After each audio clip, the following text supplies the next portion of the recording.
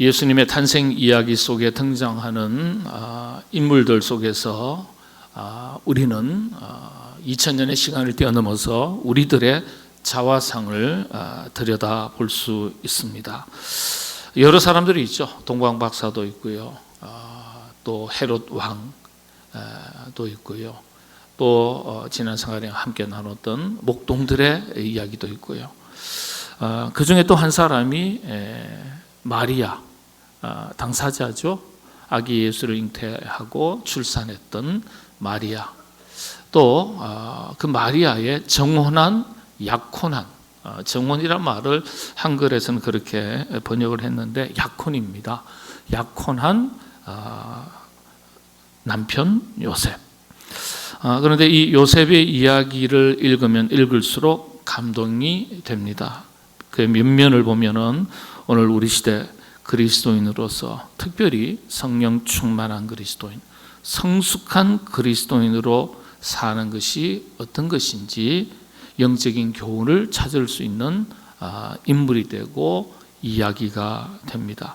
성찬절에 얻게 되는 또 하나의 교훈이라 할 수 있겠습니다. 오늘 읽지는 않았지만은 18절 내용부터 살펴보겠습니다. 제가 먼저 한번 봉독해 드리겠습니다. 예수 그리스도의 나심은 이러하니라. 그의 어머니 마리아가 요셉과 약혼하고 동거하기 전에 성령으로 잉태된 것이 나타났더니, 개역 성경에서는 정혼, 개역 개정에서는 약혼 이렇게 번역을 했습니다. 그런데 보니까 어떻게 되어 있습니까? 약혼했는데 약혼만 한 것 가지고 우리는 서로 남편, 아내 그렇게 부르지 않습니다. 동거하기도 전에, 같이 살기도 전에 약혼은 했지만은 같이 살지는 않았습니다. 근데 당시의 풍습에서는 약혼만 하더라도 남편, 아내 이렇게 불렀습니다. 우리하고는 정서가 좀 다르죠. 문화가 다르죠. 그 당시에는 그랬습니다.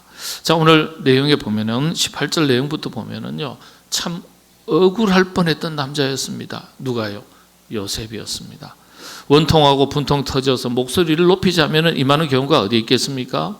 말씀드린 대로 유대인들의 풍습에는 약혼만 해도 법적인 결혼, 동일한 구속력을 가집니다. 그래서 서로를 남편, 내 아내라고 불렀습니다. 법적으로만 결혼식을 하지 않았을 뿐이지 법적으로 부부와 하나도 다를 바가 없었습니다. 다만 그럼에도 불구하고 한 집에서 살 수는 없었습니다. 동거할 수는 없었습니다. 그런데 동거한 적도 없는데 약혼녀의 배가 불러오는 것입니다. 요즘은 뭐라 그러죠? 이걸 가지고? 예? 혼수라고요? 하여튼 별 희한한 소리가 다 있더라고요. 자, 그런데 요셉의 경우를 한번 보시죠. 요셉의 심정이 어떻겠습니까?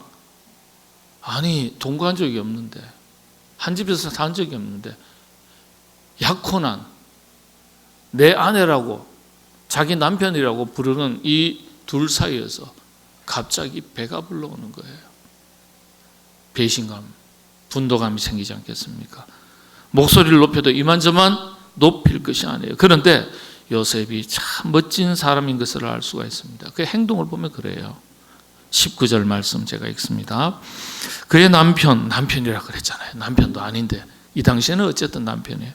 그의 남편 요셉은 의로운 사람이라 그를 드러내지 아니하고 가만히 끊고자 하여 의로운 사람이다. 예. 이 헬라어에는 디카이오스라고 그럽니다. 디카이오스. 이 직역을 하면 정의, 공이라는 뜻입니다. 본문에서는 요셉은 정의와 사랑을 겸비한 사람을 나타냅니다. 디카이오스. 의에 목마른 자 복이 있나니 디카이오스네 그랬거든요. 의로운 사람 그런 뜻입니다. 우리 팔복에서 그렇게 기록되어 있죠. 선한 사람을 말합니다. 다시 말씀드리면 좋은 평을 듣던 사람인 것을 알 수 있습니다. 도덕적으로 윤리적으로는 물론이고요, 참 착한, 성품이 착한 사람인 그런 사람이에요. 그래서 그 모든 내용을 합해서 디카이오스, 의로운 사람이다 이렇게 표현했습니다. 우리식으로 표현하면 선한 사람이다. 그런데 이런 일을 겪게 되니까요, 참 본인 상처가 크지 않겠습니까? 이 일로. 그런데 여러 사람이 상처받는 것을 염려해서 조용히 이 일을 처리하려고 했습니다. 그래서 보면은 그를 드러내지 아니하고 가만히 끊고자 했다. 그렇게 기록이 되어 있습니다. 모세법에 의하면은 약혼한 처녀가 정조를 이루면 지금처럼 임신을 하면 돌로 쳐서 죽이도록 되어 있습니다.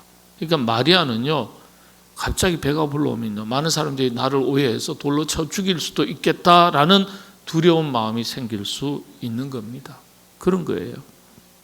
마리아의 경우도 보편적 상식으로 보면 이와 같습니다. 법적으로 죽일 수 있는 상황이고 죽임을 당할 수 있는 상황입니다. 엄청난 사건이에요. 요셉은요, 개인적으로 볼 때는 너무 속상한 일이죠. 인간적 상식으로 생각할 때.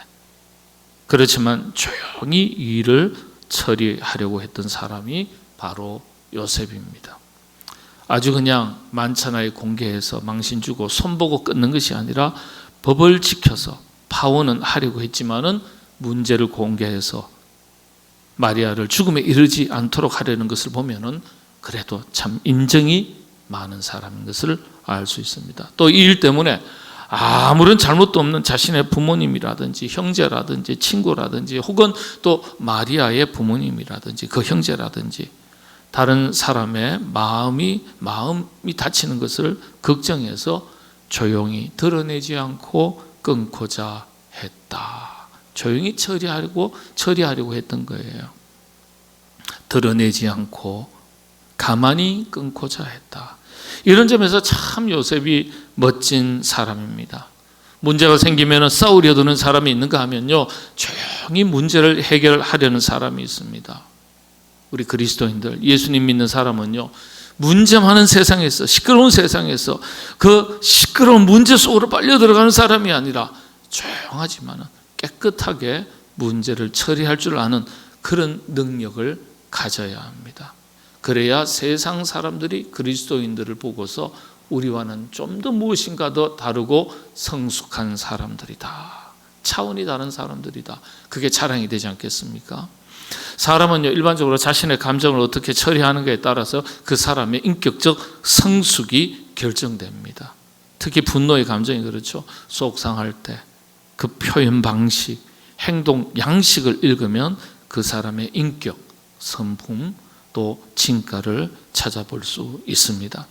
요셉은 자신의 이 분노의 감정을 적절하게 지혜롭게 잘 다스릴 줄 알았던 사람입니다. 그런 가운데 이 일이 마침내 하나님께서 하신 일인 줄 알게 되었고, 그리고 나니까 마음의 평안을 되찾게 된 것입니다. 여러분, 마음의 평안함이라는 것은요, 시끄러운 세상에서, 문제 많은 세상에서 조용히 사는 법을 알고 있는 사람이 가지는 특권입니다. 만일 요셉이 소리 높여서 파혼을 선언하고 마리아에게 그 분노를 쏟아부었다면 성경은 다르게 기록되었을 것입니다. 자, 또 그 다음 구절을 한번 보겠습니다. 20절입니다. 제가 봉독하겠습니다. 이 일을 생각할 때 주의 사자가 현몽하여 이르되 다윗의 자손 요셉아, 네 아내 마리아 데려오기를 무서워하지 말라. 그에게 잉태된 자는 성령으로 된 것이라. 이 일을 생각할 때, 말도 안 되는, 상식적으로는 도저히 이해가 되지 않는 마리아의 잉태 이야기, 소식, 그 일을 생각할 때에, 그런 뜻이죠. 정직하고 선한 사람의 내적인 갈등, 딜레마를 찾아볼 수 있는 구절이죠. 이 일을 생각할 때, 말도 안 되는 고통스러운 이 일을 생각할 때, 이 사실을 알게 된 이후 며칠 동안 요셉은요, 밤잠을 설쳤을 거예요. 그런데 하나님께서 요셉의 이런 처사를 참 좋게 보신 것 같습니다. 그래서 정직한 자, 선하게 살아가려고 노력하는 자, 하나님은 외면치 않으시는 겁니다. 선한 사람이 다른 사람을 괴롭게 하는 일 없이 조용히 자기의 문제를 스스로 해결하려고 할 때에 하나님께서는요, 그런 사람을 도우십니다. 우리도 그런 마음과 생각을 품고 억울함이 많다고 해서 똑같이 세상 사람들과 울고 웃으며 분노하며 시끄럽게 문제를 해결하고 그렇게 살아가려는 방식은 우리가 다스려야 되겠죠. 선한 생각 그리고 착한 마음을 품고 살아가야 되겠죠. 당장은 손해보는 것 같아도 억울한 것 같아도 여러분 내가 풀 수 없는 문제에 대해서 우리가 기도할 때 하나님께서 직접 손대시는 거예요. 요셉도 신앙인이지만은 이 일로 하나님께 얼마나 할 말이 많았겠습니까? 하나님 이게 말이 됩니까? 어떻게 이런 일이 제게 생겼습니까? 원통하고 분노하고 또 하나님은 함께 하시지 않는 것 같고 또 마리아에 대해서도 마리아에게는 두말할 필요가 없죠. 아마도 일반적인 경우라면은 관계를 정리하고 때로는 저주를 쏟아붓고 때로는 그 여인의 앞길이라도 막았을 것입니다. 왜냐? 모세 율법으로는 돌로 쳐서 죽이도록 되어 있으니까 죽여야 된다. 본인이 그렇게 배신감에 의해서 이야기할 수 있지 않겠어요? 그런데 여러분 이 구약의 모세 율법에 따르면 원수 갚는 것이 누구에게 있다 그랬습니까? 하나님께 있다 그랬어요. 내가 원수 갚아봐야 욕 한마디 멱살 잡는 것으로 끝나지만은 하나님은 원수 갚는 것이 하나님께 있다고 말씀하시면서 원수의 허리를 꺾고 무릎을 꺾겠다고 말씀하셨어요. 하나님의 강력한 심판을 말합니다. 그래서 우리가 억울한 일, 힘든 일, 원통한 일을 겪고 있을 때 이 모든 것에 대해서 우리가 하나님께 맡겨야 할 이유가 여기 있는 겁니다. 하나님께서 갚으시겠다는 거예요. 하나님께서 해결하시겠다는 거예요. 하나님은 선한 마음을 품고 살아가려고 애쓰는 사람에게 나타나셔서 역사하시는 분이십니다. 선한 사람에게도 뜻밖의 일은 언제든지 일어납니다. 중요한 것은 그런 가운데서도 우리가 선한 마음을 잃지 말아야 되죠. 그 선한 마음을 보시고 하나님은 선한 사람의 자기 백성의 손을 붙드시고 손 내밀어 건져주시고 이렇게 세워주시는 겁니다. 그러니까 우리도 이런 하나님을 믿는 하나님의 사람들 아니겠습니까? 그래서 우리도 선한 사람 되어 살아가야지 이렇게 날마다 다짐하시고 또 그렇게 살아가야 하겠습니다. 여러분 그렇게 살아가시게 되기를 바랍니다. 독한 마음, 광기 같은 마음을 품고 분을 삭히며 살아봐야 자신을 스스로 해칠 뿐입니다. 자, 그 다음 20절의 말씀의 끝부분에 보면은 어떻습니까? 그에게 잉태된 자는 성령으로 된 것이라. 그런데 서두에 보면 주의 사자가 현몽하여. 근데 20절을 다시 한번 자막을 보시죠. 이 일을 생각할 때 주의 사자가 현몽했다. 나타나셨다 이런 뜻이죠. 환상 중에 나타난 거예요. 그런데 여기에 원문에서 빠진 부분이 있습니다. 이런 마음을 품었더니 놀라운 일이 일어났습니다. 성령님께서 나타나신 거예요. 한글 성경에는 번역에 빠져 있는데 원문에는 헬라어로 이두 이 말이 있어요. 이두. 왜 이 말을 갖다가 이렇게 번역해서 빠뜨렸는지는 모르겠습니다. 이두가 무슨 뜻이냐면 볼지어다, 봐라 이런 뜻이에요. 이건 놀라운 일을 볼 때 나타나는 사람들이 내뱉는 감탄사입니다. 이두 이러고요. 보라, 야 봐라. 뭘 보라는 겁니까? 선한 마음을 품고 살아가는 요셉과 같은 사람에게 하나님께서 어떻게 나타나시고 역사하신지를 봐라. 말도 안 되는 것 같지만은 그게 아니었구나. 하나님의 놀라운 구원의 역사가 요셉과 마리아를 통해서 이루어지는구나. 봐라. 그걸 보라는 거예요. 그 감탄사를 20절에 헬라 원문에 있는데 한글 성경 번역에서는 빠져 있습니다. 여러분 선한 사람의 인생은 착해서 순해서 선해서 억울한 일 많이 당하고 빼앗기고 뒤처지고 그래서 점점 위축된 인생을 살아가는 줄 우리는 생각할 때가 많습니다. 그렇지 않죠. 선한 사람의 인생은 점점 더 확대되어 가는 것을 보여줍니다. 오히려 악한 사람은 그 삶이 점점 더 위축되어 가는 것을 성경은 반복해서 보여줍니다. 봐라, 억울한 줄 알았는데 요셉이 알고 보니 그게 아니었다. 마리아가 죽을 뻔했는데 그게 아니었다. 와, 모두가 봐라. 감탄사예요. 이 이두라는 단어가 마태복음에서만 61번 기록되어 있습니다. 마가복음서에는 8번, 누가복음서에는 56번, 요한복음서에는 4번. 그러니까 마태복음에 제일 많이 기록되어 있어요. 놀라운 하나님의 뜻이 선포될 때마다 이 등장하는 감탄사예요. 이 감탄사는 저자인 마태가 마가복음을 읽고 다시 옮겨 쓰는 과정에서 요셉이 이런 순간에조차도 선한 마음을 품고 모든 일을 조용하게 해결하려는 그 순간 하나님의 놀라운 역사가 나타나는 것을 보고서 그 놀라움을 강조하기 위해서, 강조해서 표현하기 위해서 이 감탄사를 삽입한 겁니다. 다른 구절에는 없어요. 우리도 이런 놀라움을 경험하면서 살았으면 참 좋겠습니다. 손해보는 것 같아도, 억울한 것 같아도, 원통한 것 같아도, 아픈 것 같아도, 뭔가 내 인생이 길이 막히고 잘 안 되는 것 같아도, 선하게 살아서 억울한 줄만 알았는데, 착하게 살아서 늘 당하기만 하는 줄 알았는데, 어느 순간 하나님께서 놀라운 일을 행하셔서 그 일에 좀 놀라게 되는 인생, 그런 인생을 여러분들 살아가시게 되기를 바랍니다. 자, 그 다음 말씀에 보니까 보라, 처녀가 잉태하여 아들을 낳을 것이요 그의 이름은 임마누엘이라 하리라. 임마누엘. 자, 제가 조금 더 자세하게 풀어드리겠습니다. 임마누엘입니다. 세 단어가 합해진 거예요.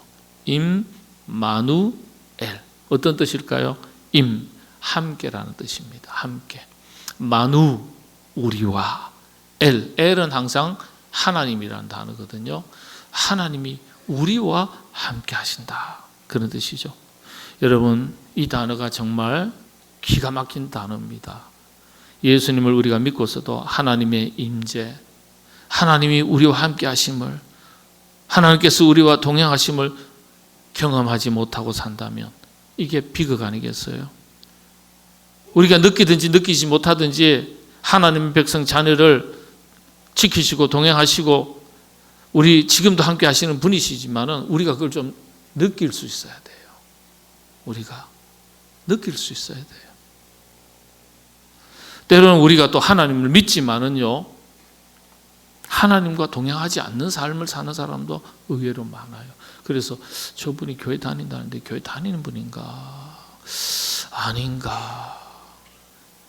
우리가 믿는 바 예수님을 믿는다고 말하면서 주님이 우리와 함께 하신다고 말하는데 우리가 그 동행하심을, 임재하심을 전혀 못 느낀다면 이게 영적으로 병든 거예요. 영적으로 민감하지 않은 거예요. 영적인 감각이 무뎌진 겁니다. 예?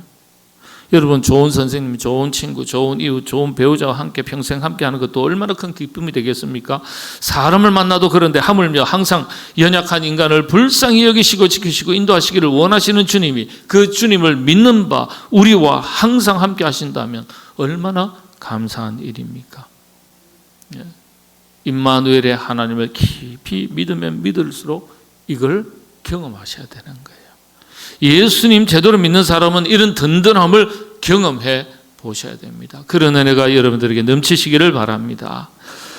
21절입니다. 21절 보니까 아들을 낳으리니 이름을 예수라 하라. 이는 그가 자기 백성을 그들의 죄에서 구원할 자이심이라 하니라. 자기 백성을 자기 죄에서 구원할 자. 여러분, 죄를 해결한다는 것은 인간의 모든 문제를 해결한다는 의미를 포함하고 있는 겁니다. 인간이 가진 모든 문제가 어디로부터 시작된 거예요? 바로 죄로부터입니다. 그런데 이 죄로부터 구원하겠다는 것은요, 우리가 살아가면서 겪게 되는 모든 삶의 문제로부터, 영적인 문제로부터 우리를 도와주시고 건져주시겠다는 약속과 동일한 의미입니다. 죄에서 건져주시겠다. 이 한마디는요, 모든 삶의 문제에서 건져주시겠다. 이 놀라운 축복의 선언입니다. 여러분, 죄의 문제를 해결할 때, 인생 여러 가지 크고 작은 문제가 해결될 때 우리 가운데 첫 번째 찾아오는 것이 어떤 겁니까? 내적인 평안함과 기쁨이에요.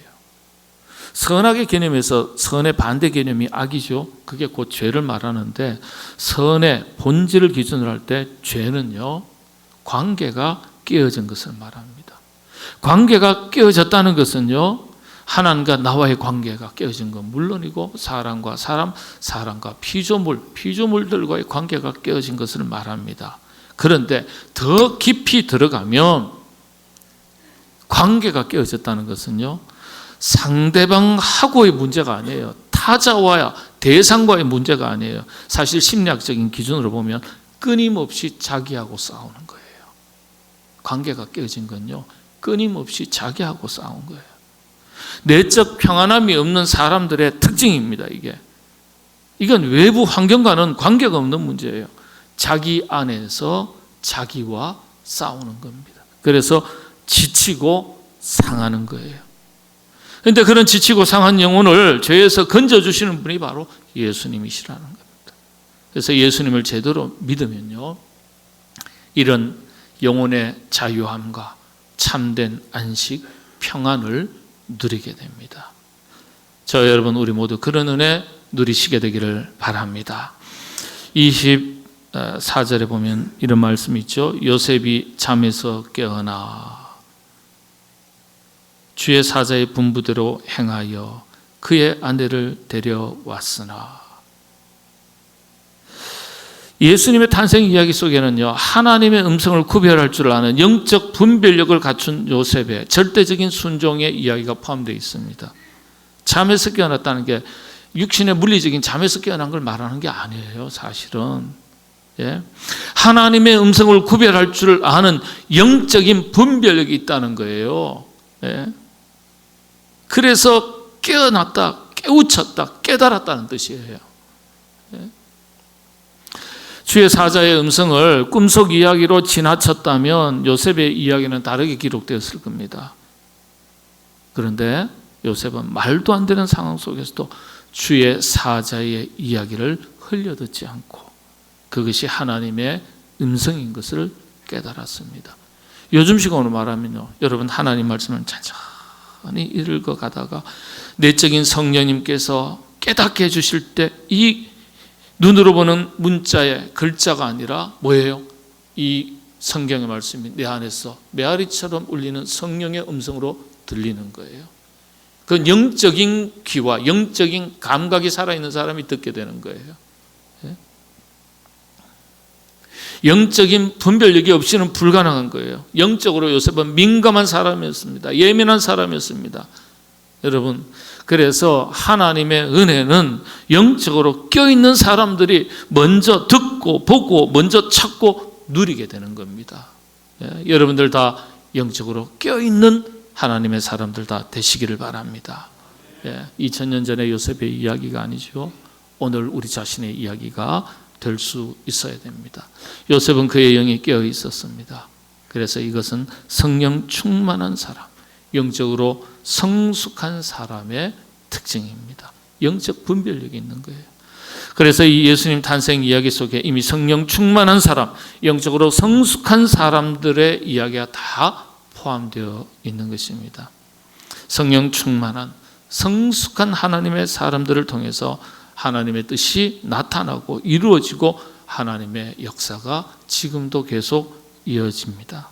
저와 여러분, 우리 모두 오늘의 요셉이 되어서 영적 분별력을 갖춘 성령 충만한 그리고 성숙한 그리스도인, 선한 그리스도인이 되어서 승리하며 살아가시는 여러분 다 되시기를 주님의 이름으로 축복합니다.